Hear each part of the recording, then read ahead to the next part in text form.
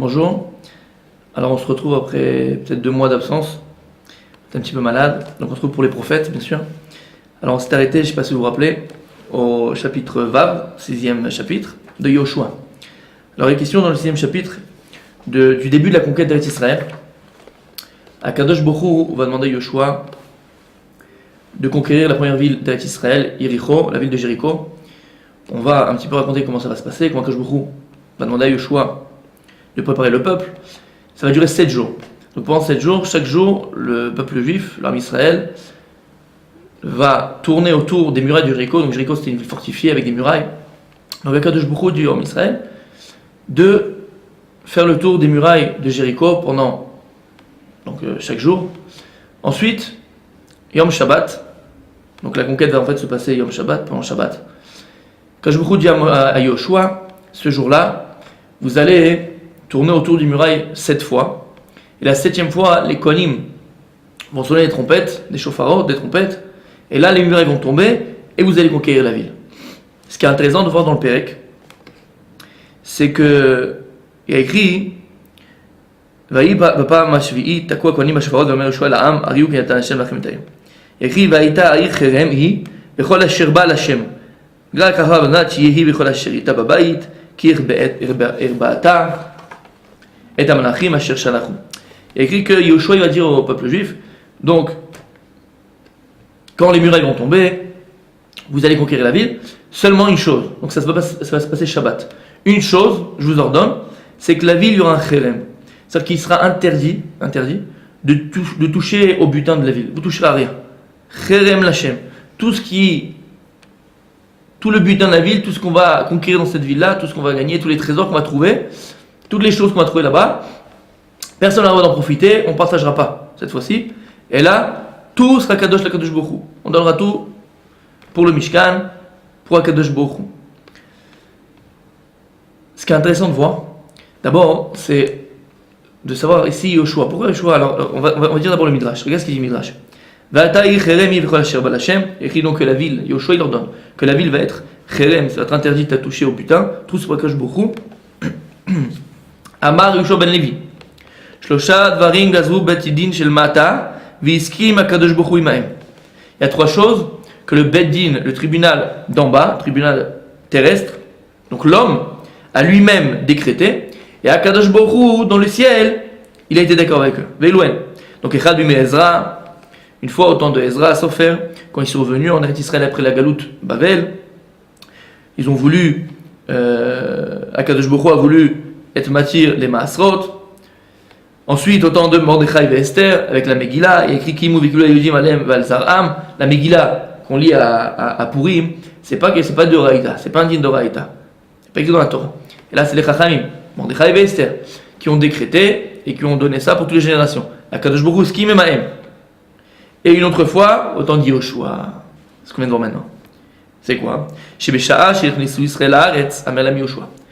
Au moment où le Bnei Israël vont rentrer en Eretz Israël, il leur dit Yoshua, Ve'ata ha'i cherem ibchol asher ba. La ville va être donc cherem, interdit d'être touchée, on n'a pas le droit d'y toucher, aucun butin. Ve'ata motzeh shenistavu al kach mipnei Akadosh Baruch Hu. Il dit le Midrash, on voit bien que Akadosh Baruch Hu dans les Psukim, il n'a pas ordonné ça à Yoshua. Et là, Yoshua me'atzmo a marqué.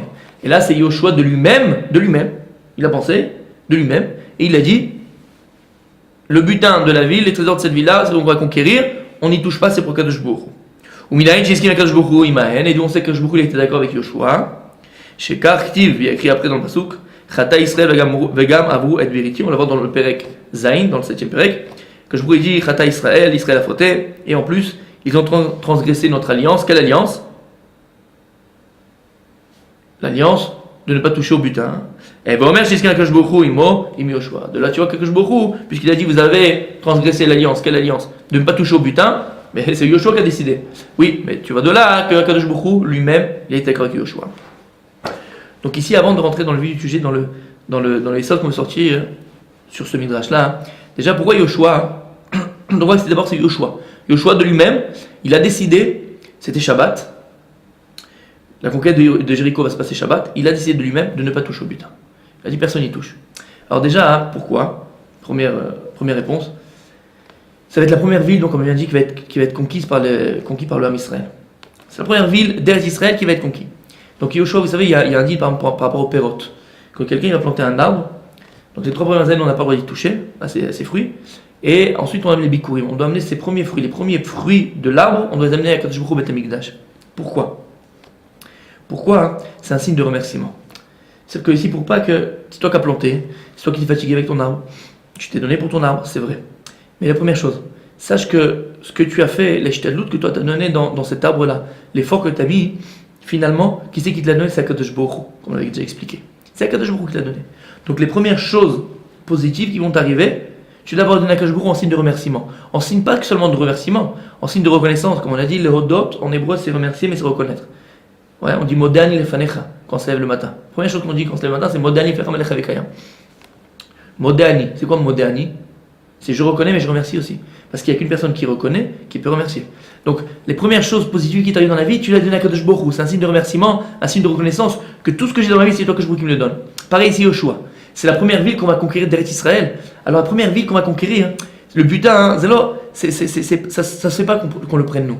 C'est un signe de remerciement. À Kadosh Baruch Hu, tu fais la guerre pour nous. À Kadosh Baruch Hu, tu nous aides à conquérir Eretz Israël. Et pas seulement tu nous aides, c'est toi qui vas conquérir Israël pour nous. La première chose qu'il faut faire, c'est donner un présent à Kadosh Baruch Hu. Montrer cette akarat hatov, cette gratitude qu'on voit envers toi, Kadosh Baruch Hu. Donc c'est pas que Yoshua ici, il a décidé de lui-même de faire quoi? Un cherem. C'est-à-dire que d'offrir tous les trésors, tous les butins de la ville à Kadosh Baruch Hu, au Mishkan. Mais on voit quelque chose d'autre d'extraordinaire. Il y a écrit ici que quoi? Kadosh Baruch Hu, il n'a pas donc ordonné à Yoshua de ne pas toucher au butin, que le butin revenait au Mishkan. Non. On voit qu'il y a écrit Yoshua me'atzmo. Yoshua de lui-même, il va prendre l'initiative de dire non, le butin on n'y touche pas. Et sur ça, le Midrash nous dit Akadosh Baruch Hu skimito. Akadosh Baruch Hu il était d'accord avec lui. C'est peu les plaines, c'est quelque chose qui nous dépasse un petit peu. C'est extraordinaire. Jusqu'à présent, je ne sais pas si vous avez pensé à une chose pareille. Est-ce qu'un homme il est capable de décider d'une chose ici sur terre et qu'on te dit et on te témoigne, la Torah elle te témoigne que Minash Samein du ciel, eh ben je suis d'accord avec ce que tu fais mon fils. C'est quelque chose d'extraordinaire. Et comment un homme il peut arriver à ça? Comment un homme il peut arriver à décider une chose? Bien sûr, on ne parle pas de décision, on parle de décision par rapport au Kolal, par rapport au Ham Israël, une décision personnelle, c'est vrai, mais une décision existentielle, une décision importante, et on va voir que la décision qu'il va prendre, décision qu'il va prendre, eh bien, Kadosh Baruch Hu, il dit, c'est une bonne décision que tu prends. Animaski Mitra, je suis d'accord avec toi, on fait comme tu dis. Comment un homme il peut arriver à une chose pareille? Ouais, vous voyez la question qu'on pose ici. Comment un homme il peut arriver à cette darga, à ce niveau-là? C'est un niveau extraordinaire que peut-être nous-mêmes on ne peut pas arriver. Mais on voit qu'il y a des gens qui sont arrivés. Yoshua y est arrivé. On voit Moshe Rabbeinu aussi, il est arrivé son maître. On voit que Moshe Rabbeinu son maître y est arrivé. Il y a écrit dans Maseret Shabbat, c'est amené aussi dans Maseret Iman, dans le Talmud de Shabbat, Talmud de Yebamot. Il y a écrit que Moshe Rabbeinu il a fait Shlosha Dvarim miatzmo, midaato. Il fait 3 choses de lui-même, par sa propre initiative, et Akadosh Baruch Hu iskimito. Akadosh Baruch Hu il a été d'accord avec lui. C'est quoi ces choses-là?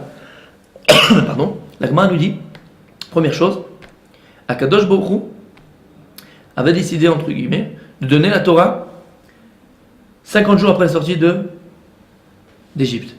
On voit que Moshe Rabbeinu va rajouter un jour.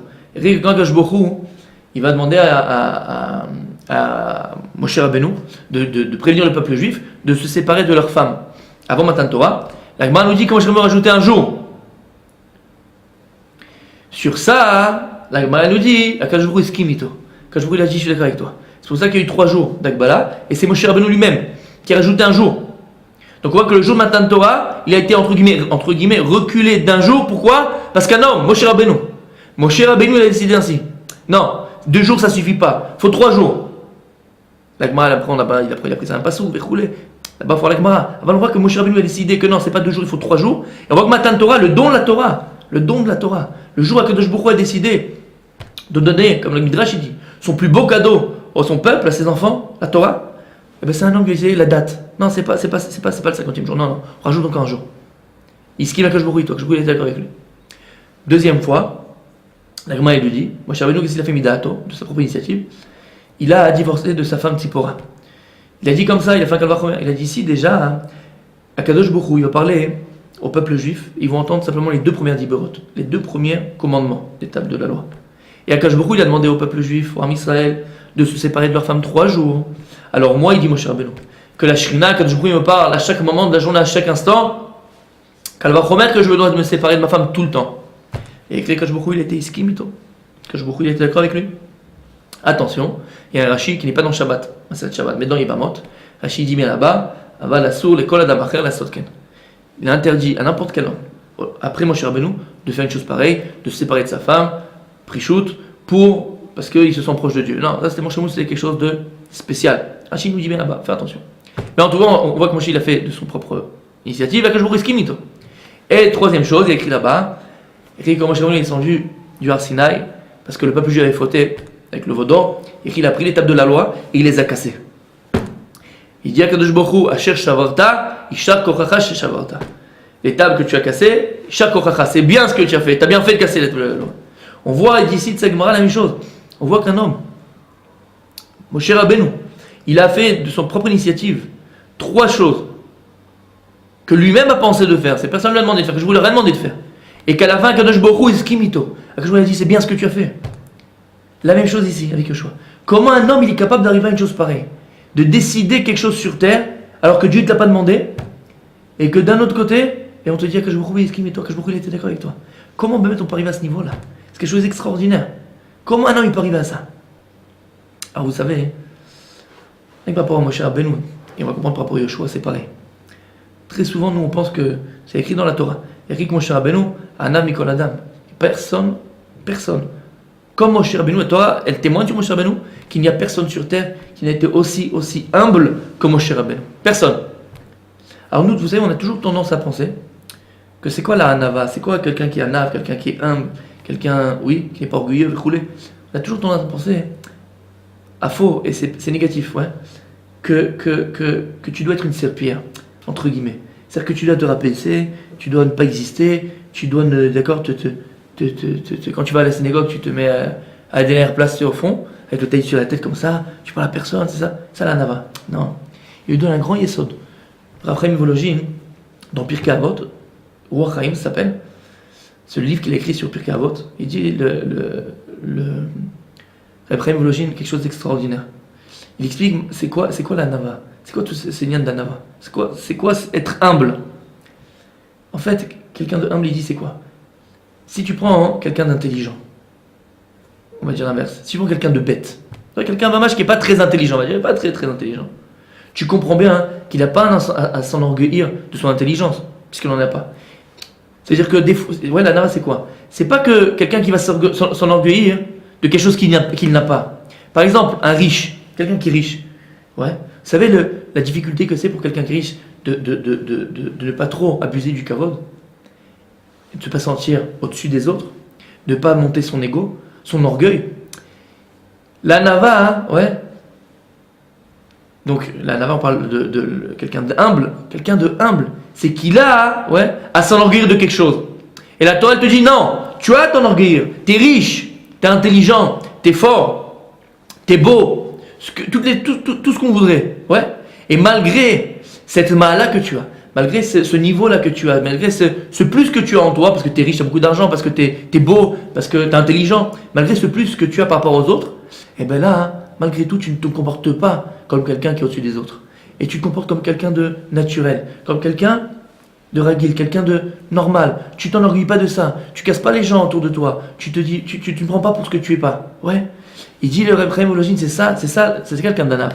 Quelqu'un d'anav, pour être anav, il faut avoir quelque chose à vendre. Si tu as un à vendre, ben t'es un ave de quoi? De rien du tout. C'est comme si quelqu'un il était pauvre. Et le pauvre, il se la joue riche. Ouais. Alors maintenant, je suis un ave. Non, je suis humble, donc je me la joue pas riche. Mais t'as pas à te rendre. T'as pas à être un humble là. T'as pas à être humble. Pourquoi t'as pas à être humble? Mais t'es pas riche. Donc tu te la joues. Ouais.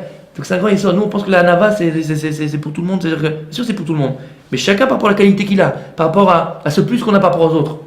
Ça, la nava. Tu ne peux pas t'enorgueillir de quelque chose qui n'existe pas. Tu t'enorgueillis de quelque chose que tu as à vendre.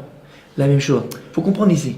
On a toujours tendance à penser, Moshe Rabbeinu, il était un âme, oui, la Torah est midala, la Torah elle témoigne sur lui. Il était un âme, Mikol Adam, pourquoi il était humble. Il n'y a pas eu quelqu'un de plus humble que lui dans le monde, sur terre. Pourquoi on est mis sur lui? Mais oui, parce que en Otzma, en puissance, en Chokhma, en Hashirut, en richesse, en richesse, en force physique. Moshe Rabbeinu, il n'y a aucun homme qui arrivait à son niveau de connaissance de Dieu. Il parlait à Kadosh Baruch Hu. De richesse, personne n'arrivait comme lui. De gibor, de force physique, personne n'arrivait comme lui. Donc lui, Moshe Rabbeinu, il avait à s'enorgueillir de quelque chose. C'était le seul homme qui peut être le plus orgueilleux du monde, puisqu'il parlait à Dieu. Et malgré tout, il restait le même Moshe Rabbeinu. C'est pour ça qu'on peut être méditer sur lui, c'est pour ça qu'on peut témoigner sur lui. Anav Mikol Adam, c'était quelqu'un qui était humble, plus que tout autre homme. Tu es humble, ouais, si tu as entendu rire de quelque chose. Si tu n'as pas entendu rire de quelque chose, donc il n'y a pas d'histoire, tu suis humble, je ne suis pas humble. Ouais, donc il faut enlever de notre tête qui loue. Quand on voit Moshe Rabbeinu par exemple, on pense quelqu'un qui n'était pas là, qui était effacé, qui n'était pas. Non, on ne parle pas de ça. Il avait une autre soma, c'est une puissance. Personne n'arrive à la puissance de Moshe Rabbeinu. Comme le Rambam, comme la Torah, comme la Torah, elle est Meïda, elle témoigne qu'il n'y aura pas d'autres prophètes comme Moshe Rabbeinu. Il n'y aura pas d'autres prophètes comme Moshe Rabbeinu. Donc tu comprends bien parce que si Dieu il va parler à un homme, cet homme-là, il doit être capable de parler à Dieu lui aussi. C'est-à-dire qu'il y a un ani, il y a un ego, il y a une otzma, il y a une puissance à l'intérieur de l'homme. Il y a quelque chose, c'est quelque chose à vendre. Là, il y a quelqu'un de pareil, quelqu'un qui a quelque chose à vendre, quelqu'un qui a une grandeur. Là, oui, il faut que tu sois humble. Et si tu es humble par rapport à tous les autres hommes. Ouais. Donc enlever de notre état d'esprit, de notre esprit, quand on voit Moshe Rabbeinu et les Gdolim, on pense que c'est. Non, c'est pas ça. Moshe Rabbeinu, il y avait un ani extraordinaire. Il y avait une otzma, une puissance extraordinaire. Et c'est pour ça qu'on témoigne de celui qui était l'homme le plus humble, parce que malgré cette otzma, mais malgré cette proximité avec laquelle il est arrivé avec Akadosh Baruch Hu, qu'aucun homme n'a réussi à faire. Il aurait pu s'enorgueillir de ça, malgré tout, il restait quelqu'un de normal et savoir, entre guillemets, s'abaisser au niveau de tout le monde. Ça, c'est quelqu'un de grand. Et ça, c'est quelqu'un de humble, parce qu'il avait de quoi s'enorgueillir. Donc, Moshe Rabbeinu, c'est ça. Yoshua aussi, ça va être pareil. Alors, quel rapport est-ce qu'on disait? Le rapport, il est simple. Ouais. Comment un homme donc, il est capable d'arriver à une chose pareille? Moshe Rabbeinu, Yoshua, Gdolei Israël, Tzadikim. Comment un homme il peut arriver à une chose pareille? C'est Korah Torah. Ici, il est écrit, on te dit, c'est quoi la force de la Torah? Un homme, il est capable d'arriver à ce niveau-là parce qu'il arrive à un Dat Torah. Otzma Batorah. En lecha ben chorin et la mishosek Batorah. Tu n'as quelqu'un de véritablement libre, c'est quelqu'un qui est en sec Batorah. Qui est en sec, pas qui est l'omed. L'omed, c'est étudier. Qui est en sec, qui s'occupe de Torah. Que sa vie entière, c'est Torah. Quelqu'un pareil, où sa vie entière, elle est gérée par la Torah. Il vit la Torah. Da'at, il a une pensée de Torah. Il réfléchit Torah. Cette personne-là, elle devient libre. Libre à quel point? De tel point qu'il va pouvoir décider des choses que même dans le ciel, on sera d'accord avec lui. Parce que le da'at que tu as, la pensée que tu as, l'initiative que tu vas prendre, c'est l'initiative de Torah. Un homme, il est capable d'arriver à ce niveau-là et de se libérer. C'est ça le corps de la Torah. La Torah, et c'est ça qu'on apprend ici. On a posé la question comment un homme il est capable d'arriver à ce niveau-là, dit Yoshua, il va décider d'une chose, et on te dit que je beaucoup il skim ito. Moshe Rabbeinu, pareil, il va décider d'une chose de sa propre initiative, et Dieu, il va être maskim ito, il va être d'accord avec ce qu'il a fait. Comment il peut arriver à ça? Parce que Moshe Rabbeinu, Yoshua, Gdolei Israël, les manigim du Ham Israël, ils sont arrivés à se libérer. À libérer de toute influence extérieure qui fait que leur pensée, elle n'est que Torah. C'est-à-dire qu'ils ne jugent les choses que par un esprit de Torah. Alors, toutes les choses qu'ils vont juger, elles vont être justes. Et donc, ces personnes-là, elles vont arriver à se libérer. Ad Kedekar, tel niveau que même ce qu'ils vont décider, ils vont pouvoir décider des choses que dans les ciels, on sera d'accord avec eux. Et c'est peut-être, c'est sûr que c'est un niveau très élevé. C'est un niveau très élevé. C'est vrai, on va dire, c'est Moshe Rabbeinu, c'est Yoshua, c'est un niveau très élevé. Mais il faut comprendre que chacun a ce niveau. La Torah, elle a cette capacité de te libérer et de nous libérer. La Torah, elle nous libère de toutes ces fausses idées qu'on peut avoir dans la tête et qui font que, regardez, dans la vie, on peut prendre des mauvaises décisions. Des fois, quand on parle de décision, on parle de décision existentielle, on parle de choix existentiels. Quand tu fais des choix dans la vie qui vont te permettre d'exister, exister, c'est l'existence, c'est la vie. Ouais. C'est sortir ton potentiel intérieur vers l'extérieur. C'est ton ratson, c'est ce que tu es, c'est ton ani, permettre de vivre. Ouais. Quand est-ce que je vais comprendre, que je vais réussir plutôt, à faire le moins d'erreurs dans mes choix, c'est quand je vais arriver à me libérer, à libérer mon esprit, à avoir un esprit juste, pour faire les bons choix. Me libérer l'esprit, c'est qu'à travers la Torah. La Torah, elle te permet de libérer son esprit. À bientôt.